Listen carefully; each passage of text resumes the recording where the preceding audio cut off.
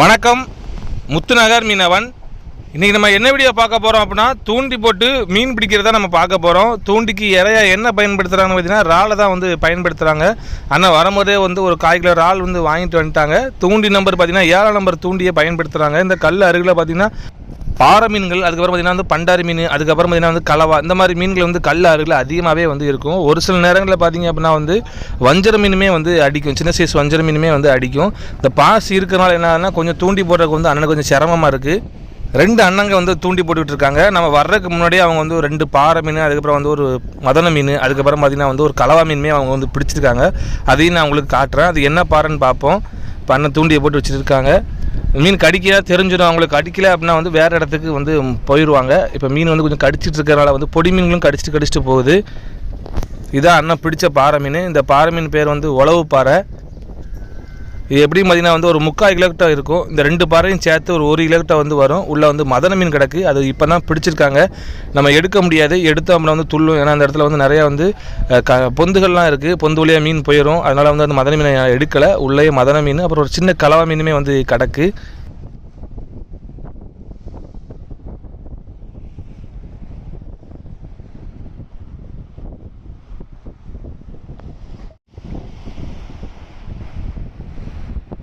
காற்று கொஞ்சம் அதிகமாக அடிச்சதுனால என்ன ஆகுதுன்னு பார்த்தீங்கன்னா தூண்டியை வந்து வீசுறதுக்கு கொஞ்சம் சிரமமாக இருக்குது. அது மட்டும் இல்லாமல் கல்லில் வந்து அதிகமாக கொண்டு போய் தூண்டி வந்து சாத்திடுறது. இப்போ இந்த அண்ணனுக்குமே வந்து தூண்டி வந்து கொண்டு போய் கல்லில் சாத்திட்டு, ஆனால் வந்துருச்சு, தூண்டி வந்துருச்சு. ஒரு சில நேரங்களில் தூண்டி வராமல் இருக்கும். அப்போ என்ன செய்வோம்னா வந்து தூண்டி அத்து விட்டு தான் வந்து நரமாக வந்து வாங்க வேண்டிய சூழ்நிலை வரும். அந்த மாதிரி நடந்துச்சு இன்றைக்கி. தூண்டி கொஞ்சம் வளைஞ்சிருச்சு. இப்போ அண்ணன் சரி பண்ணுறாங்க. ரொம்ப வளைஞ்சிருச்சு அப்படின்னா நம்ம வந்து தூண்டியை வந்து வேறு தூண்டி தான் மாற்றணும். லைட்டாக தான் வளைஞ்சிருக்கு. அதனால் அண்ணன் பல்லிட்டே கடித்து சரி பண்ணுறாங்க.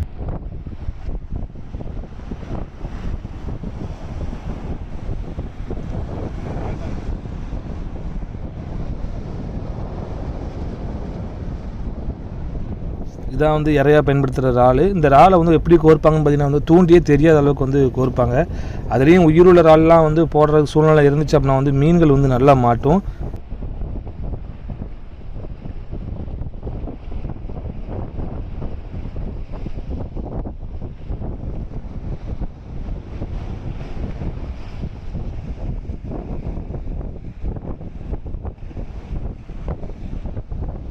இப்போ அண்ணனுக்கு வந்து மீன் மாட்ட போகுது. என்ன மீன் பார்த்தீங்கன்னா வந்து 2 பேருக்குமே வந்து ஒரே நேரத்திலே வந்து மாட்ட போகுது. என்ன மீன் பார்த்தீங்கன்னா வந்து மூஞ்சா மீன். இந்த மூஞ்சா மீன்லேயே வந்து பல வகையான மூஞ்சா மீன்கள் வந்து இருக்குது. இப்போ நீங்களே பாருங்கள். என்ன மீனா? சூப்பர்.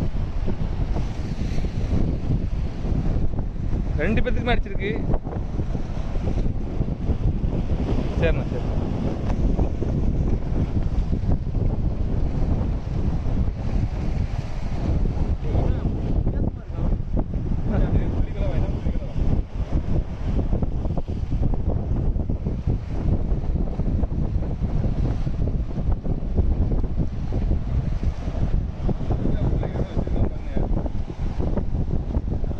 என்னண்ணா?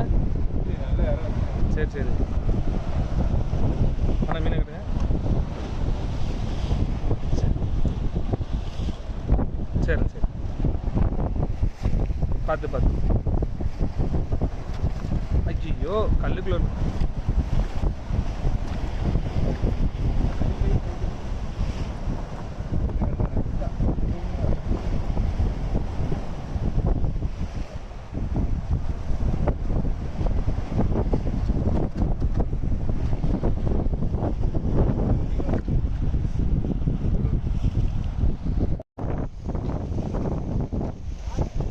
காரணம்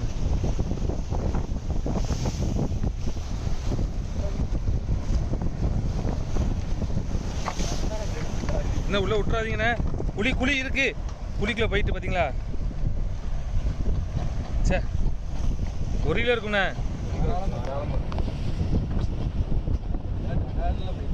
சே, குழிக்குள்ள போயிட்டு அதுதான் சொன்னல நான் உங்கள்கிட்ட அப்பளையே. அதுவா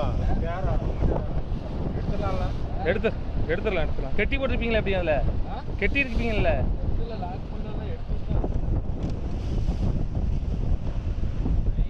தூண்டியும் தட்டிட்டானே. என்ன உள்ளே வச்சுருங்க. நீங்கள் உள்ளே வச்சுருங்க. செட் ஆகாது. செத்ததுக்கப்புறம் தான் பார்த்துக்கணும். நீங்கள் அப்படி கல் மேலே வச்சுருங்கண்ணே. பார்த்துருக்காருண்ணே.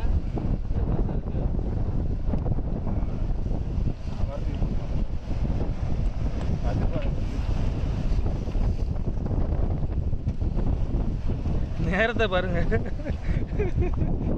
கிளம்புற அடிக்க.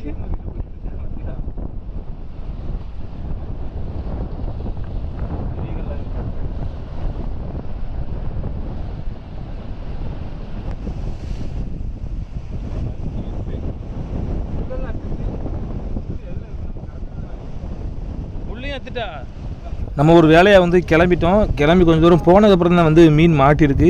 தூண்டியே வந்து கலண்டு வந்துருச்சு பாருங்கள். அந்தளவு வந்து பாறை மீன் ஃபோர்ஸாக இழுத்துருக்கு.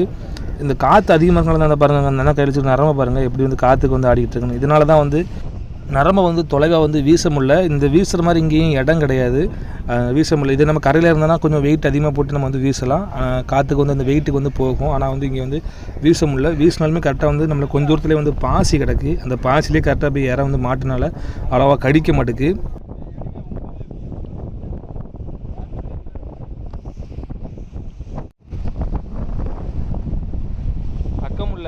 தூண்டி மாட்டிருச்சு. ரொம்ப நேரமாக அண்ணன் போராடினாங்க, எடுக்க முடியல. கடைசியில் என்னென்னா அத்தை எடுக்க போகிறாங்க. 2 பேரும் சேர்ந்து இழுக்கிறாங்க பாருங்கள். அப்படி வந்து இந்த நரம்பு வந்து கொஞ்சம் பரு நரம்புனால வந்து வர்றது கொஞ்சம் சிரமமாக இருக்குது. பெரிய மீன் மாட்டினால வந்து நரம்பு வந்து அக்காது. இந்த இடத்துல மீன் பிடிச்சோன்னா தூண்டி நிறைய நேரம் வந்து கல்லில் மாட்ட தான் செய்யும். ஏன்னா வந்து அலை அடிக்க பார்த்திங்கன்னா அலை பயங்கரமாக அடிச்சுக்கிட்டு இருக்குது. காற்றுமே அதிகமாக இருக்கனால கல்லில் கொண்டு போய் தான் வந்து அதிகமாக வந்து சாத்தி வைக்கும். பாசி பாருங்கள், தெரியுது பாருங்களா, அந்த பாசினால தான் வந்து இப்போ மீன் கடிக்கிறதுமே வந்து ரொம்ப சிரமமாக இருக்குது. அத்து தான் நரம்பு இப்போ வாங்கிட்டாங்க. வெயிட் இருக்கா அவங்கள்ட்ட?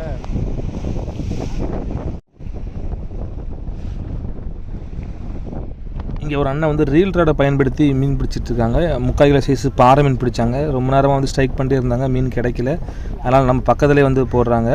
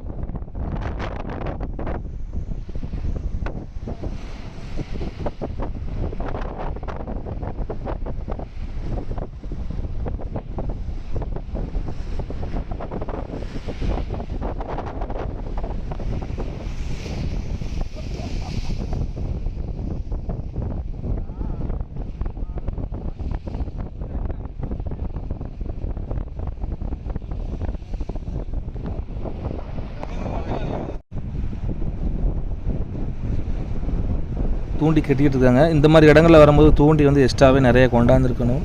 அண்ணன் தூண்டியும் கொண்டாந்துருக்காங்க. இப்போ அந்த அண்ணனுக்குமே வந்து மாட்டிருச்சு, 2வது வாட்டி மாட்டிருச்சு. அண்ணன் ஒரு 10 நிமிஷமாக வந்து போராடி பார்த்தாங்க. அதுக்கப்புறம் தான் வந்து தூண்டி வந்து அத்துவிட போகிறாங்க.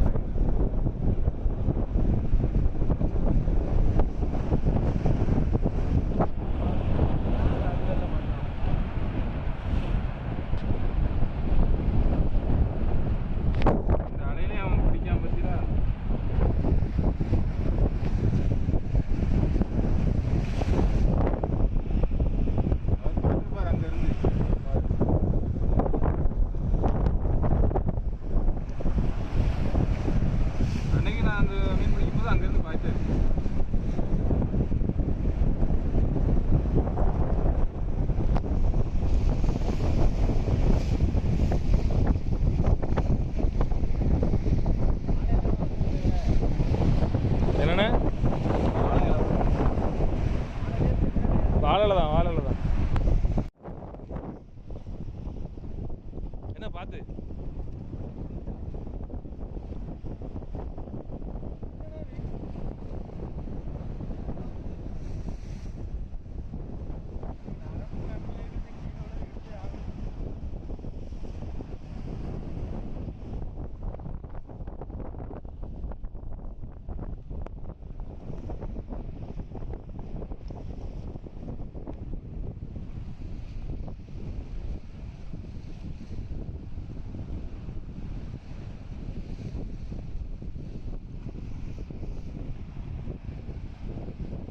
உங்களுக்கு இந்த வீடியோ பிடிச்சிருந்துச்சுன்னா மறக்காமல் லைக் பண்ணுங்கள், ஷேர் பண்ணுங்கள், கமெண்ட் பண்ணுங்கள், சப்ஸ்கிரைப் பண்ண மறந்துடாதீங்க. வீடியோ எப்படி இருந்துச்சு அப்படிங்கிற வீடியோவில் மறக்காமல் கமெண்ட்டில் சொல்லுங்கள். காற்றுனால நரம்ப கண்ட்ரோல் பண்ண முடிய மாட்டேங்குது. இப்போ காற்று கொஞ்சம் கம்மியாக இருந்துச்சுன்னா உங்களுக்கு கொஞ்சம் ஈஸியாக இருக்கும். என்னண்ணே?